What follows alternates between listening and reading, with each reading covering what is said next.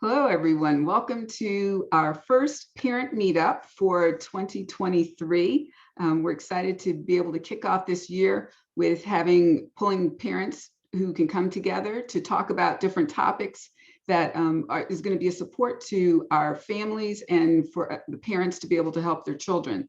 This year, we're going to focus on each month of bringing a topic where we can have just some roundtable conversation on it, share some stories, talk about ways that we can handle it and what has worked or hasn't worked for different parents. We can all learn from each other, but we're going to talk about different skills each month to give parents and families some real tangible ways that they can go back and implement, start helping to support your families. And even not just for children, because these children are usually tied to an intuitive adult in some way. It runs in a family line, it's there. So even if there's a parent or an adult who doesn't fully know how to embrace their gifts and abilities, the things that we're going to talk about work for children or work for the adults as well. We're looking forward to this and just having these conversations. I will say, just want to put out there, even for the topic tonight, we're talking about, imagination and just how to validate impressions and just what we've come to understand with all of this. But I will say we're all parents supporting parents. We always want to put out there that, we're not professionals. If your child is experiencing any type of distress in any way or has behavior that is not their baseline of what is normal, we always encourage you to make sure you work hand in hand with your physician or with a mental health professional, just to validate, that everything is okay before we jump into assuming that it is intuitive related, intuition in the trait of high in being intuitive. So with that said, tonight's topic is going to be, we're going to be talking about imagination versus intuition. How can we start telling the difference? If your child has an overactive imagination, or maybe there's some random fears that are experiencing some anxiety around certain things that are happening or experiences that they're having, how can you tell the difference between what is imagination, just random fears, or what is true intuitive hunches, truth, impressions that they're getting? How can we distinguish that? So we'll just dive right into the topic and just have a conversation around it. For us, we base our experiences off of what's happened with our son and research, and we've talked to a lot of parents since people know that we're from the Psychic Kids show, and our son was on Inside Edition, and we've since doing those things, we've talked with parents that have brought their stories to us. And so we just want to dive into having a conversation around this, and hopefully we'll all be able to share some stories that will help each other and give some, so the folks out there who are even listening to the replays aren't feeling like the whole goal is you're not alone. This is not strange or weird. And actually, we have Pete here who was just sharing a little bit, and I'm going to have him, if you don't mind, Pete, of just talking about, he has 2 highly intuitive children, and just to give a little bit on your children. You don't have to give names, but you can, just talk about them a little bit. Yeah, my 2, it's a boy and a girl. My son is 13 and my daughter is 11. And they early on, like many of these kids, started to show the gifts early on. And as you had mentioned, it does run in the family. So I was the one that, or I guess part of where it came from was me. And I noticed that early on that the kids, whether they were saying they had lived someplace before or had met somebody before or something of this nature, my son kind of started out with that stuff. And my daughter kind of started out with the full-blown mediumship contact with relatives that she hadn't met before. And I was, for those of us that are older, the information that was needed was not there for us. And it was kind of scary and difficult, and I didn't know exactly what to do with it. So I tried my best to put it on a back shelf. But suddenly when my kids were kind of front and facing me with these gifts, I kind of had to go back and get a grip with them for myself. and then also help them so they didn't have some of the struggles that I did. So that's where part of we have, instead of making it something strange or making it something where they're in some ways special or different from other people, my wife and I both have worked very hard just to try to integrate it as just something that's a part of the day. There's nothing special. There's nothing for them to hold up or feel different about it. As we just say, some people are colorblind, some aren't, some do this. We all have different things. So we have worked very hard. And when there's encounters or they experience something when we're out and about, we talk about it just as if we were talking about the weather. And that way we kind of keep it very grounded. We keep them grounded. And that's where we started with this. And that's beautiful, because that 100% agree with you, because that's the one thing that I would say is top of the list is to keep it very normal and keep it very grounded, so that it isn't anything. They start to integrate it as this is just another part of understanding themselves and how to work with it and use it to, just to help. It's a part of who they are, and just to help embrace their wholeness, but then to validate these hunches, like what you were saying, Pete. I love that you were saying that you recognized early on that one had mediumship, one has past life. The same thing, we had the same experience with our son. And one of the things that helped, that we started doing, was, besides not making a big deal of it, is suggesting that parents, kind of know your baseline. When you know just how your child reacts or reacts to things and just interacts with things, or just how they normally talk, when they start getting some type of an intuitive hit or impression, you're going to see a change. It's going to be slightly different than how they normally are. They're going to register either in an emotion or a feeling, or they're going to have some kind of a physical reaction to this impression that's going to make them feel like something's going on, like the hair standing up on my neck, or I just don't quite understand how to handle this. And if you have that open dialogue with them, they'll talk about it and bring it up to you. And if you know your child's baseline, you'll know how to start helping them to validate it. Would you agree? You agree with that, Pete? Yeah, absolutely. I know that my children, when I can, we know our kids, and you can tell when something's going on. And my kids will tend to bend over a little bit as if it hits them in the solar plexus. And then they will start. And the way that for the topic that you're talking about, all kids growing up can be imaginative and whatever. But I think the way that I recognize it is that, I'll notice, as you say, a physical reaction. And then they will just come out with something oddly specific. And that's where, kids in their imagination a lot of that's quite general in this, and, telling a story, blah, blah, blah. But when they come out with something incredibly specific, I'm like, okay, they've caught on to something, they picked up to something. And this is where, when I was explaining that to my wife, that, sometimes that's how it happens. That's how I notice that I'm connected with somebody or something of this nature, because I would have no reason to know that person loved playing checkers, or that, why would I even think of that right now? So that's where the kids are concerned. It's that I will have that same feeling. And that's when, if we're out and about, those are those same conversations I had. I said, well, you've come up with something specific. Can you follow that thread? And this is where I want them to be disciplined about it. And if they're going to have it, they need to figure out a way to be disciplined and turn it off and on, because we'll say, all right, we're done talking about that. We're going to eat dinner. Time to turn the switch. And we just make it very blunt and clear. But that's how I tend to notice the imagination from the other, is there's just always something that's really oddly there. I'm like, okay, they've got it. And that's the way that I recognize it, at least. 100%. 100% agree with you, Pete, because that's exactly it. And that's what we've noticed with our son. It is something that will be specific, that you'll know that it's like, this is not just quite imagination. And one of the things I would recommend, because I love what you said, Pete, and this is for people, especially with younger children, And if they're connected to the mediumship side of things, is because a lot of times younger kids, I mean, they're wide open until they go to school and start really learning about ABCs, went through logic and knowledge. They're wide open and truly connected to their intuitive abilities and into that space of intuition.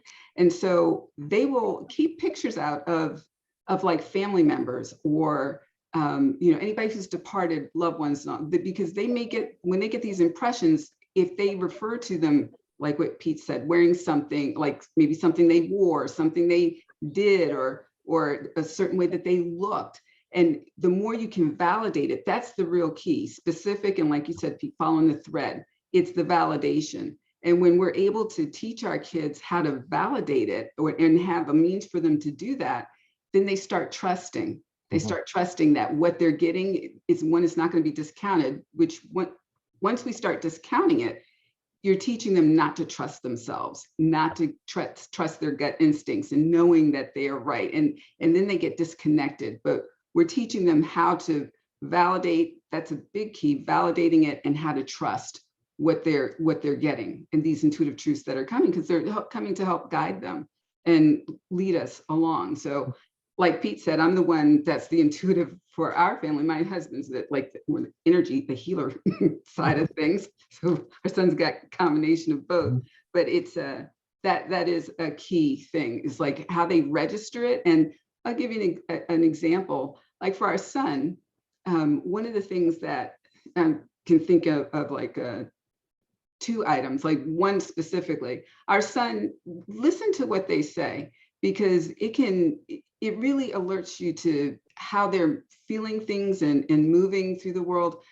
My son, at one point, his was coming through also dreams, but during the day he would get these impressions. He'd say, Mom, he's very connected to the weather and in the changes in the weather, in the solar system, and the patterns, the energy like that.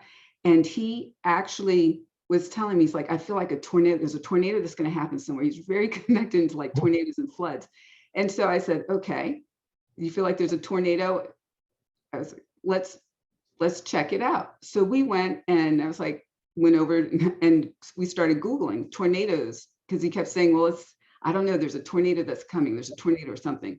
We actually Googled, and when we checked 20 minutes, it was before he had said this, he hadn't been on any devices or anything, or after he had said this, we had checked, and there was a tornado, one in the whole country, that touched down in Texas. And we were able to validate that he was actually correct, that there was a tornado that had touched down, and he felt that. And then there was another time he was having a series of actual dreams, and he kept saying, Mom, there's all these tornadoes and floods coming. And this was a couple of years, maybe about 3 or 4 years ago. Tornadoes and floods, I'm feeling all this world turbulence.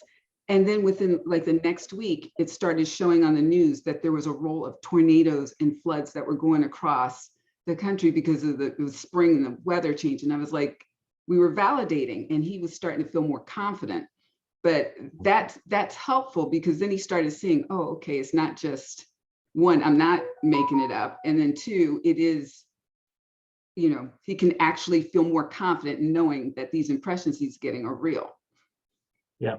Well, I mean, that's a huge point, because you're right, that trusting of it, which, us older folks didn't get early off, because we didn't have that validation. That's what, there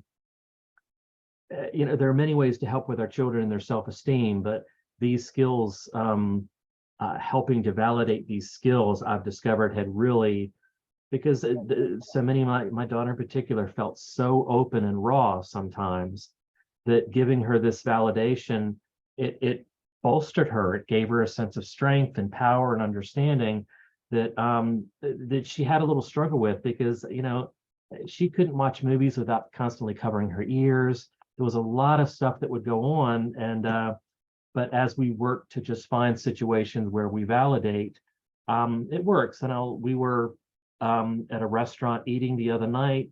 A gentleman came in from behind me through an open doorway, and we noticed, I was like, okay, there's something going on with this guy. And long story short, it turned out I knew he'd come from a hospital, and he had, a hitchhiker, as I call them, a nice way of putting it. And my daughter picked up on it. I didn't say anything because I wasn't going to bring light because we were eating dinner. But she picked up on it. Then we exchanged. I said, "Can you tell how tall it is? Where is it on his body?" This type of stuff. And I asked it. I validated what I could, and then it was just went back to eating.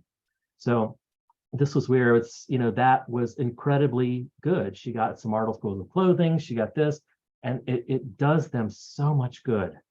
And you can see them because then when they get that validation, they can let go. Right. They can just let go and go back to normal life. And that's what I think that's for me, without that validation, you're constantly, did I see, did I know, but when they get the validation, I've noticed that she kind of takes a deep breath and then she just drops right back into normal life, which is what it is. And that's why I think it's so, you're exactly right, because that validation is critical. And I validate what I can. And there are times when I'll go to her. I sensed or thought of something and, what do you think? And so, we kind of trade off sometimes. So it's all of those things are incredibly useful to the kids. I said, that's part of this, it certainly is an adventure. I'm sure it's, if you've seen also, it's an incredible adventure, but I'm grateful for it. I must admit. Well, and it is, because it's funny, we're having Sarah Weissman come tomorrow, and in her book pulled out some quotes like, "Our children chose us, these little souls came, they picked us to be their parents so that we could help to teach each other in soul growth and learn from each other." And so it has been an adventure. And I think, we, as parents with these children, highly intuitive kids, you learn an extra dose of patience and thinking outside the box, and having to be more understanding and sometimes more creative with how you handle certain situations. And so we're learning as much as they are, and you have to embrace that in these children, because they're coming in so much more intuitive now, and they're bringing so much more to the table. And this younger generation, like you said, Pete, we didn't have it older, and now we're more knowledgeable, and we're trying to continue to push information out there and normalize this more so that our children can embrace it more. And it's going to change. It's going to change how innovations and creativity and, just the way the children move through the world, how things is going to change the consciousness of how we are operating.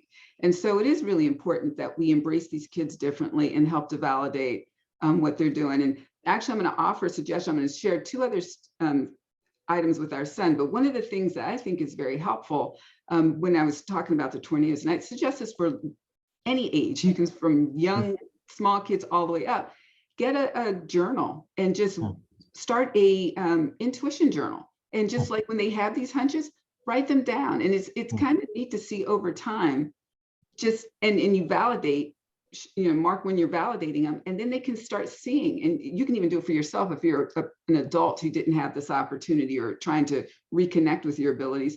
Just write down what impressions you're getting and what you're able to validate. And the more you do that, the more you start seeing the validity of it, and the more you start trusting and knowing that, okay, yes, that's a good idea. I hadn't thought about that, but kind of keeping track of it. I think that's a wonderful idea for them, and it's something they can go back to and look at. I hadn't even thought about that. So yeah, that's a wonderful idea. Yeah, I think that's very important. I think even starting from young, like we talked about, integrate as part of the family. Let them pick a special journal or take a notebook and decorate it and make it their special intuition journal. If it's young children, just bring it in as part of the family experience, and do that. And even for parents, we're all, every child, everybody is intuitive. Everyone's got this trait. It's just some have it a little more turbocharged, and that's where what we're talking about.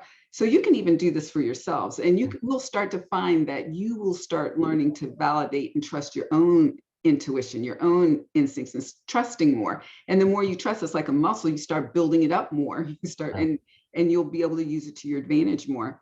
But I also, with that, I wanted to flip over, because not just like the psychic abilities, like we're talking about those, those impressions. Our son, and I wanted just to mention this because I know there's other parents that experience this too. our son does something at night where he astral projects. He goes outside of his body and he goes and he travels around. He's been doing this since he was really little. But it was just a few weeks ago, he came to me, and see, children who are sensitive like this, they may not always know the words or how to put the words to what they're experiencing, but it's like what we've been talking about. It's like you trust and you listen and you know. But my son woke up one morning and he was just very distressed. And he was like, Mom, he said, I saw things I didn't need to see. He said, I was over in Ukraine and I saw them bombing. And he started telling me specific details of some things that he saw when he was over there. And so we had to talk through that. And he was like, I didn't need to see that. He's like, but I was right there and I witnessed people being blown up and I witnessed this and I saw that. And I was like, wow. So we were watching news and he was like, I saw some of this. I saw the airstrikes going on. And it's like trying to talk your child through that kind of an experience. But I bring that up because there are other children who are sensitive that may experience things like that, that don't know how to put words to what they're experiencing. But what we did was we talked about it and I told him that we need to do more grounding and he has to really set the intention he's going to stay in his body and that to work with his guides, you know, the energy around him, that he doesn't need to see things like that. He doesn't need to be part of going and seeing, you know, death and destruction and that kind of thing. But I just want to make people aware children can be sensitive and some children can project their consciousness outside of their bodies and travel around. Even back when we did the Psychic Kids show, he was telling us, oh, like Sedona and Mount, he's like, I've been there before. I've seen that. I was like, okay, but he was saying, I recognize all this stuff. So those are things, just listen. That's not magical thinking or just overactive imagination. It goes back to what Pete was saying, what we've been saying, is the details, it's the specifics that you get with it. Well, and I think for, you know, we have our guides and our helpers and all the other stuff that are with us during this, and as do our children. And there are times when you know, the kids will come across, see something, do, and the way that I word it to them, and instead of, you know, angels are so accessible, okay, for a conversation. So I always just kind of, you know, we'll bring up talking about angels and this type of stuff. But where the kids are concerned, you know, I tell them if you're experiencing something which you don't want to experience again, I remind them, I say, you know, talk to whoever it is, your angel, your guide, whoever it is you want to talk to, and simply say, you know, instead of saying I don't want to, say, I choose not to see that type of information. And this is where it puts, instead of you make something stop happening to me, when I use the words I choose, it's their power back. So I say, you know, I choose not to see that type of information. Please protect me from that. I have a friend who's very intuitive child, said that when they encountered something difficult, they wanted to see it in black and white. I mean, who would have thought, but it worked. So, you know, they wouldn't get really saturated visual color images of stuff that was distressing to them. And, you know, we all know watching an old movie, somebody getting shot versus a new one, it's different in color. So I think that there's, I've seen that work also, which is good. But I said, I know that, you know, my daughter will have is the one that's had the really kind of difficult dreaming time and this stuff. So that's when I simply say, well, you know, Gracie, I can't stop you from having dreams. I can't stop you from doing this. But I think, you know, you have guides just like I do and angels that are protecting you. And that's the way I go about it. And just say, you know what, you say, I choose not to see that anymore. And that's the way we've gone after it. And I wouldn't say it's been 100% perfect by any measure, but it at least gives her a sense of power that she's doing something about it. Is the way that we go after it. I love that, because that's a wonderful suggestion. Is because it is boundary setting, and that's the key, is that they have to do that. They have to own it, because you're right. We can't do it for them. They have to know how to be able to work with their guides, the divine supporters, their invisible supporters, whatever label, if you want to call them angels, guides, whatever works for whoever, you know, whatever your belief system is.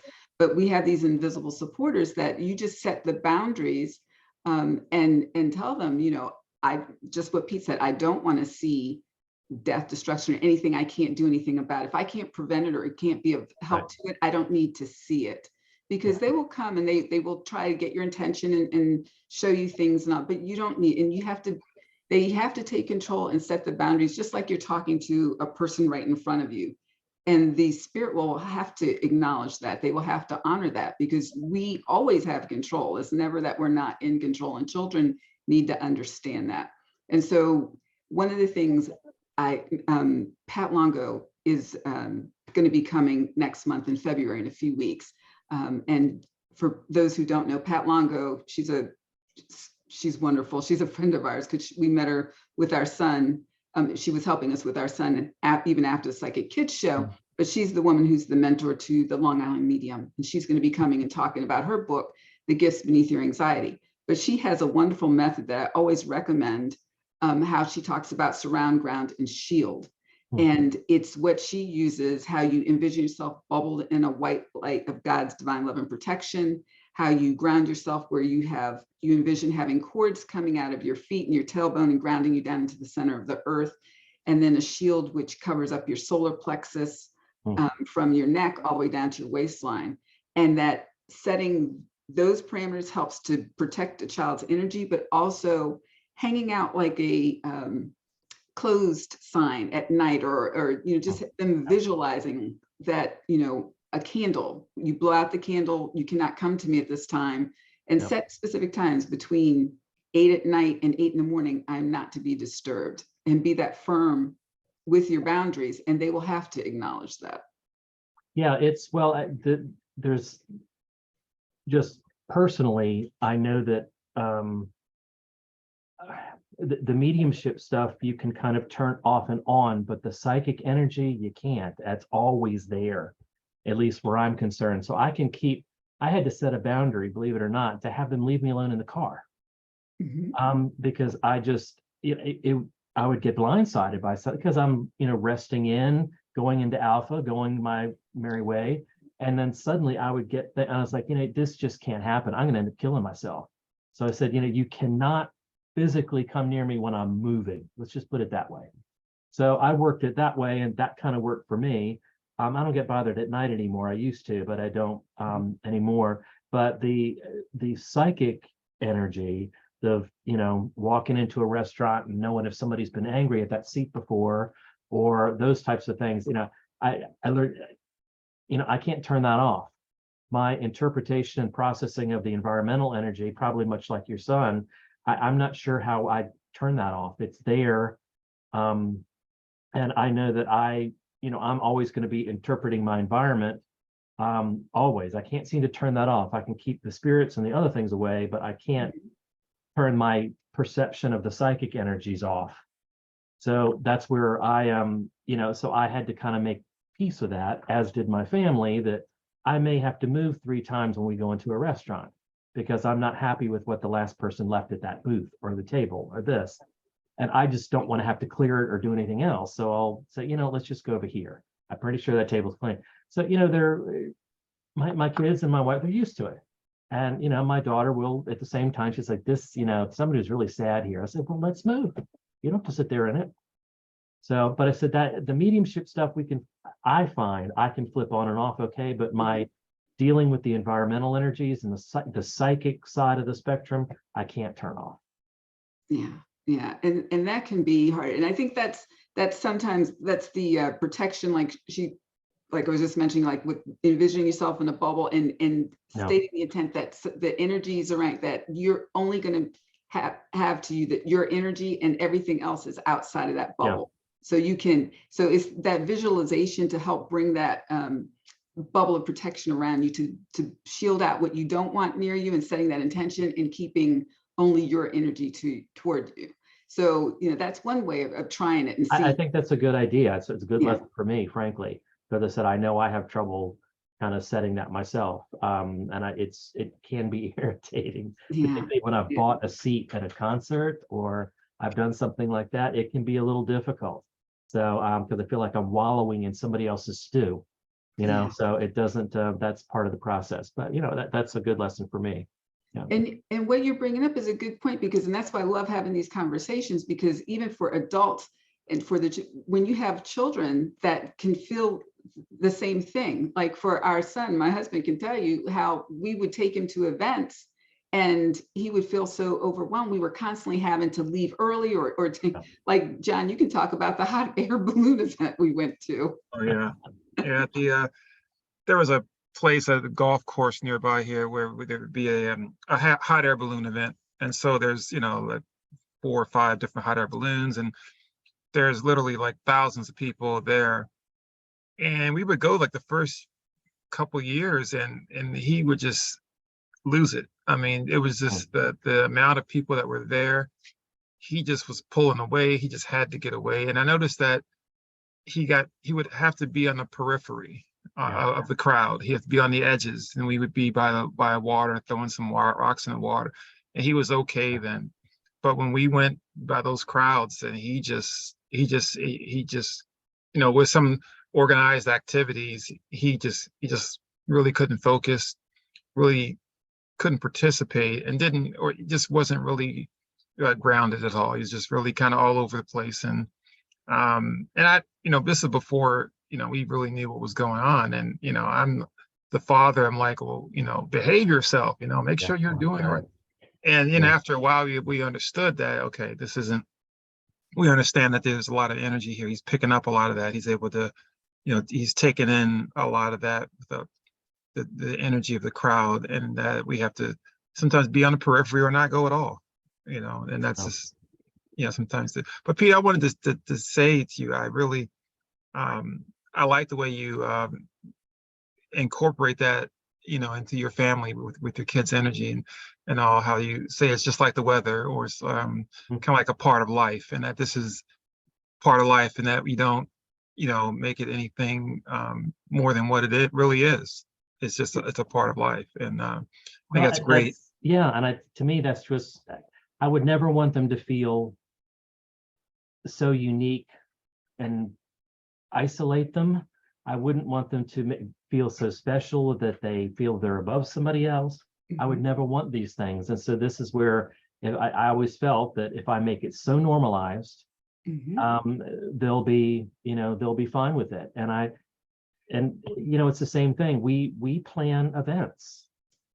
We whether it's going to the local amusement park or Busch Gardens or whatever, that type of stuff, we plan those events. And because I still have a little trouble, even me. And but we plan the events. I'm always going to have trouble in the middle of I don't like bars. I never have.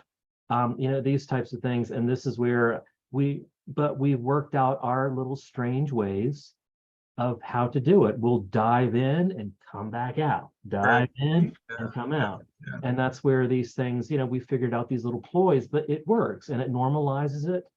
And the kids, because we've all been to that spot when your kids they're such wonderful little sponges, and you had a wonderfully joyous little kid in the car, and they're a complete jerk when you get where they're going. And this is where it took me a while, because that's why I bowed my head when you said, I mean, how many times have I said, oh my God, I'm going to kill you? But and even I, with what I've got, was still hard on the kid, thinking you just got to be quiet and sit down. And it was hard, and I felt bad that I was doing it because I should know better. So it's one of those things that we learn. But I said we do plan our days. We'll plan the stuff. We pick and choose the kids' activities for school. We try to get them in every sport possible to kind of keep them doing something physical to help the grounding and the energy. It helps. Yeah, it helps. Yeah. And but yeah, that's, I guess, just going to be a part of life. But I want them to be able to step out in the world on their own and make choices where they are going to feel energetically safe and not be overwhelmed. And when we model that through how we handle events as their parents, to me, I think they make better choices. My daughter knows that there's just certain things that she's never going to feel comfortable in. Like some of these massive entertainment complexes with bowling alleys and this, that, and the other, it's always going to upset her. And so when she gets a birthday invite you know, she says, well, no, but can't we meet up some other day when you and I can play this type of thing? Mhm. So I want them to be able to make those choices. And that's why I think as well as we try to model it, it works out beautifully. But yeah, it's tough. But that's just part of the making it. It's not, you're so sensitive, what's wrong with you? It's okay, fine. We just are going to a big park. What's our action plan? We're going to go in, ride the roller coaster, take a 10-minute break because Mhm. we're standing in line with a zillion different people that are going to make us uncomfortable. Then we come back out, go get a drink, ground ourselves with eating a pretzel, then go back in. And that's just part of the life. So that's how we manage it, at least. Yeah.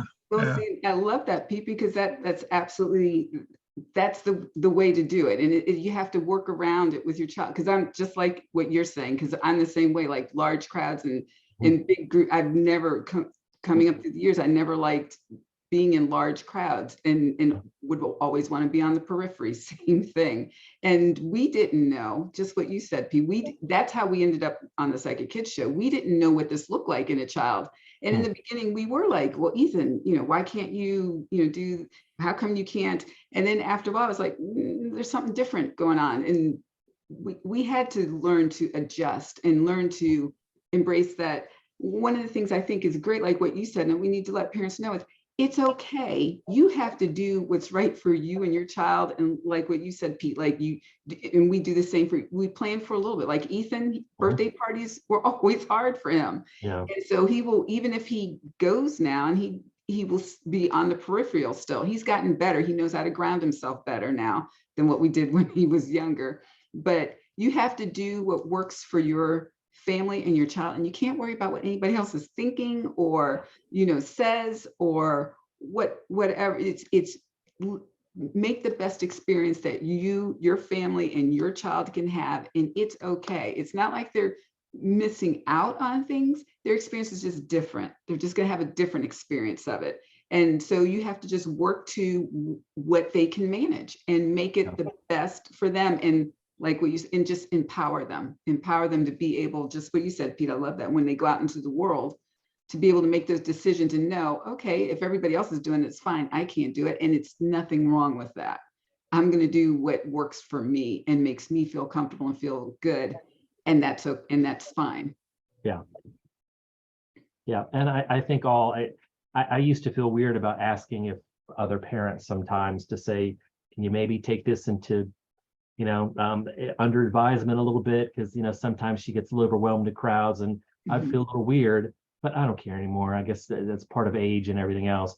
But it's just the people who my daughter likes being around, they understand it, and she has a wonderful friend, my daughter, and the mother gets it, so they take the same action plan, and it just works out perfectly. So it's just. But I said I was a little leery about that early on, but I realized there are people with food allergies, and asked the other parent to be cognizant of that. So, why can't I ask them to be a little more cognizant? I don't say my daughter's energy. I will just say, just gets a little worked up when she's in a crowd. It would serve your best interest, kind of go in and come back out. And I make it as generic as I possibly can without outing my daughter or exposing her in some way. And that way it works. And I've kind of explained it and left it alone. And Gracie doesn't feel like she's been singled out. So, yeah. Yeah, and that's beautiful. And that is the key too. It's just is saying it, using the word sticks, explain it to people so that they can understand it. And it's aligning with people who get what your experience is, and who's willing to work with you. That's really what it comes down to. And getting in talking to people and not being afraid to have those conversations, to say, my son, my daughter has this experience, and can we please work, can you please work with that? I mean, it's even for us, it's gotten to the point, even at school, we started letting the teachers know. One, we did have the advantage of being on television, but we started letting folks know, Ethan, because they will say, well, sometimes he's at the back of he seems like he wants to be at the back of the room or the side, and we're like, because it's the energy of the room. There's a lot of activity with kids, and sometimes he needs to pull back. So we just started having these conversations to talk to the teachers about that, and they were like, okay, understanding. And so sometimes he might need to step out of the room for, 5-10 minutes and then come back in. Or maybe he might need to, we just need to work with him a little differently. And the thing is, I think our child is not the only one like that, because children are, wide open, like we talked about. And we had Rebecca Kramer Fiscal talk about let them move and the benefits of having more movement and activity in classrooms and getting them in. And all of that's so important. So those are the types of things, it's like parents, we have to advocate for. And we have to find, you don't have to out your child, but you just have to find the words and the languaging to get people to understand that your child's needs are important, and how to help. The more you meet their needs, the more they're going to flourish and they'll be fine.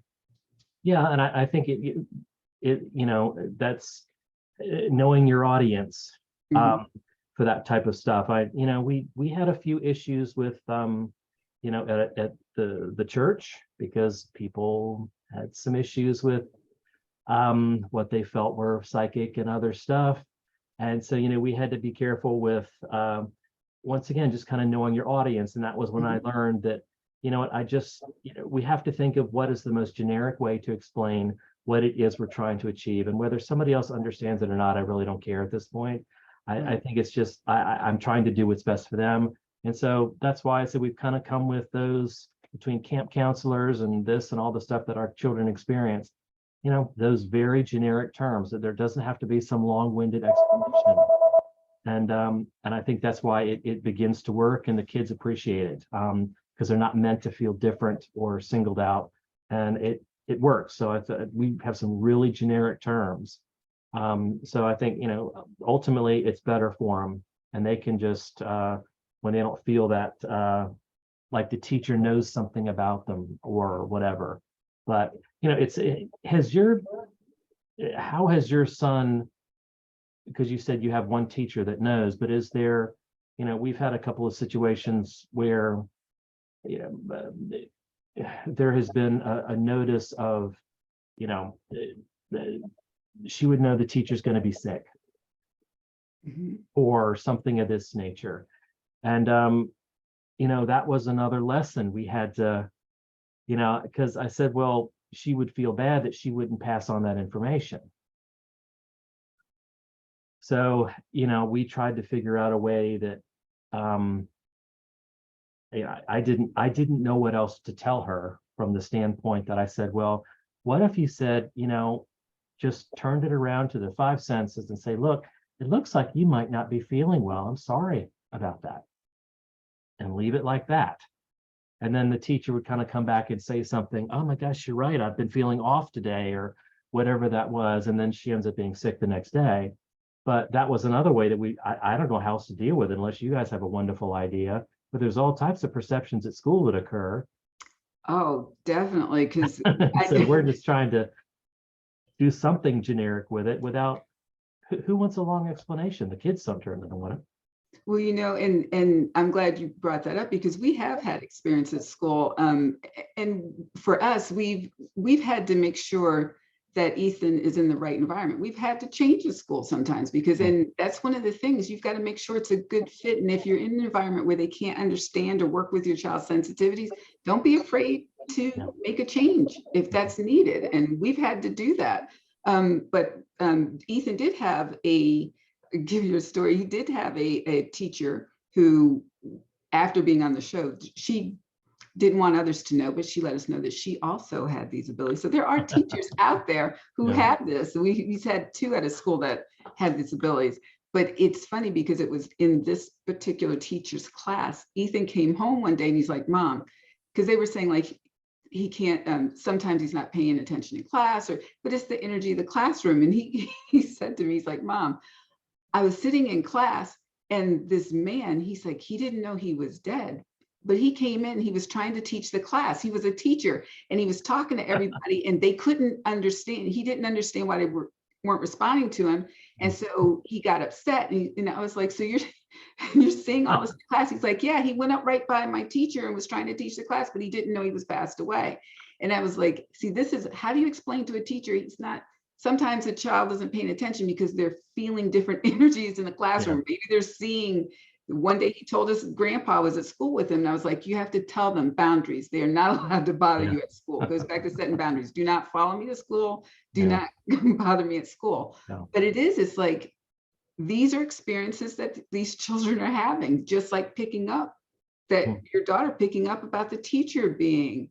So the one thing we tell Ethan is like you said, know your audience, knowing whether sometimes you may say something, sometimes it's okay not to say anything.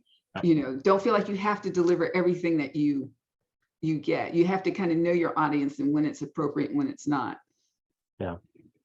Well, and I think that's, since we try to keep it so open in the household, this was part of where trying to teach her also to know the audience. Okay, we talk about this plain as day here at the house, but it's important that you understand that whether it's, you're at church or school or something of this nature, you have to think about that also. And that's part of the learning and the growing process. And it can sometimes be, what are your friends going to say or think or whatever. So it's a matter of trying to figure out that audience also. But that's interesting. I said, that's all we've tried to do is, if she felt compelled, I said, well, just, make it generic in some way. Or what was the other one? If, you're out and about and there's like the checkout person or something at the supermarket, and, that the necklace around their neck was their mother's, and their mother is hanging around. This was part of what I was trying to show her, because we knew that. So I tried to say, you walk up and say, geez, that's a beautiful necklace. And then they'll most likely say, well, it was my mom's. And I'll say, well, geez, I bet you she loves you that you're wearing that. I think that's so special. And meanwhile, you've said nothing about mediumship, dead spirits, anything like that, that's standing right beside her. So this is where, I tried to model that on a few occasions when we've been out and about. So, I think that's part of where all this is, just the information, know how to genericize it. Most people aren't, I don't know, I don't think everybody's going to understand it. Certainly a lot more than they were years ago, but, and I think forums like this are just wonderful, frankly. Yeah. Well, and that's why I think these conversations are important, because just like what you're saying, that's what we've done, is like to genericize as much as possible as well. And I want the point that you made is like, we're very open with everything in our house because it's a part of who we are. But you're right, when you step out into the world, it is kind of hard, and not kind of hard. It can be very hard for these children, because I know our son was wanting to tell everybody and share this with everyone. It's like, we have to tell them, not everybody gets this, and you do have to be careful.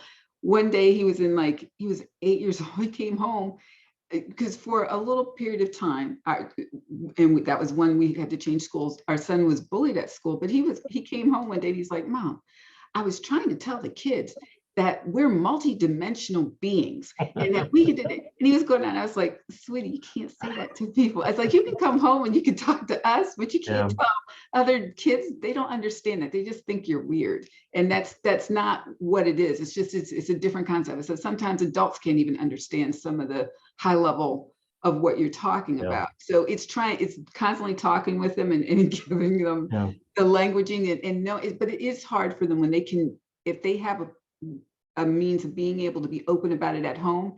And he would always say, why can't I be me outside of the house? It's hard. And so that trying to, bridge, now he's at that age, he's 12, and it's like, he's all into his friends and he's kind of like shut it down. It's like, I don't want to, he's kind of put it on the back burner a bit for now, but keep telling him it's not going away anywhere. Yeah, it doesn't. There. It's not going to ever go away. Yeah. But it's just trying to, and that's why it's trying to get them, help them to work through and navigate these things. But like what you're saying, and that is a key, it's putting as much generic and mainstreaming. And that's what this group is about, is having these conversations and wanting to more mainstream and genericize this so that we can start giving parents the words and the languaging and having these kind of conversations to share with teachers and educators and counselors. And we have some of them in this group. We have had people that have expressed an interest. So there's more awareness and people are wanting to understand this more, but it's still not, it's not out there. It's not mainstreamed enough yet. Yeah. Well, and I think as they learn their audience, as I said, I was doing everything I could because I didn't want either of them to shut down. Mhm. So I think there was, part of this was I was trying to find things that they could do that would allow them to integrate with their friends. So, for example, um, work on predicting the sports teams, who's going to be the winner. Mhm. See who that is. Try to, and that's something they can, talk with their friends about, do, or when they'd go and play sports. I said, who do you think is going to hit the winning goal? Little stuff like this. And this is where they can still use those skills, but it's still within the framework of what's acceptable to them and their friends. And they say, because my daughter would go, I think you're going to hit the winning goal today in field hockey or something like that. So it's this type of, that way they're not shutting it down. It's being redirected in another way for them. And we'll do that quite a bit. And see, I love that, Pete, because even in those simple ways, and parents can do that, and even like guessing like when the light's going to change, or like playing games like Twin Cots, those types of things. Because what you're doing, I love that, is they're also able to process that energy. Because when it gets backed up in you, Yeah. You can feel off. You have all this excess.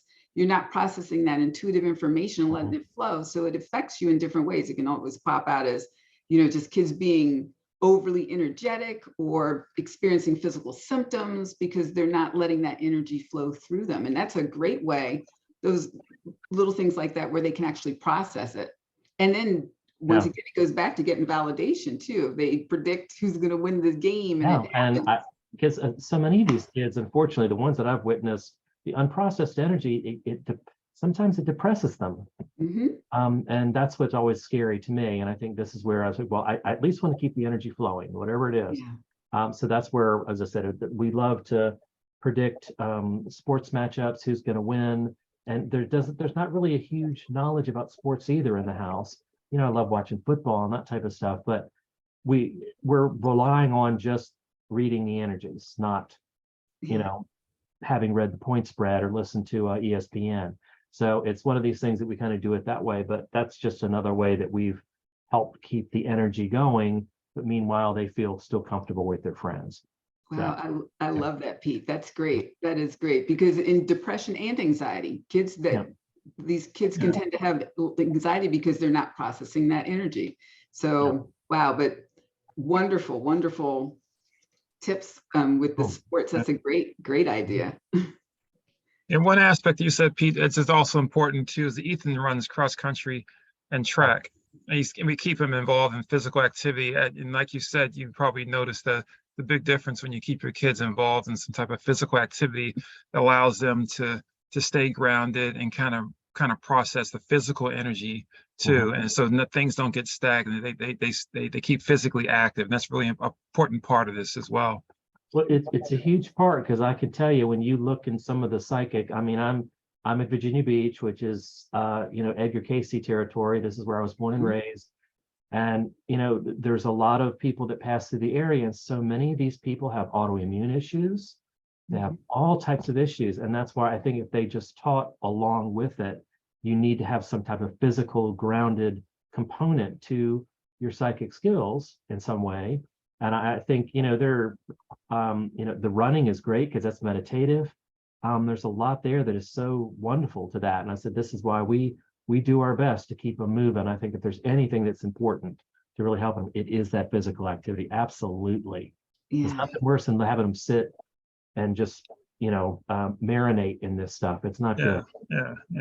Yeah. Well, and we had, I go back to, I'm going to point people back to, we had Rebecca Kramer Fiscal. She wrote a book about Let Them Move, and it was for schools, but also parents can use the information even for home. She had different activities and exercises. It was written mostly geared toward elementary school, but you can modify any of those movements for middle school, high school, but just the importance of movement and grounding. So, but this was such a great conversation. We're already at 8 o'clock. This was wonderful. I think we covered a whole lot. Very good parent meetup start conversation. And we want to thank you, Pete, for being able to participate with us today. So we're going to wrap up here. We're going to post this so people will be able to take a look at it. But big takeaways, like I love Pete's idea about, finding ways, we'll talk more about these skills as the months go on. We'll be covering different ones. but there are little ways that you can keep the energy moving with different games and activities and predictions. And we're going to get some going in the group actually too, having some intuitive game nights where we can bring family kids together and we can practice some things just to keep that and teach them and parents some activities and skills just to kind of keep the energy moving. Yeah. And get a journal.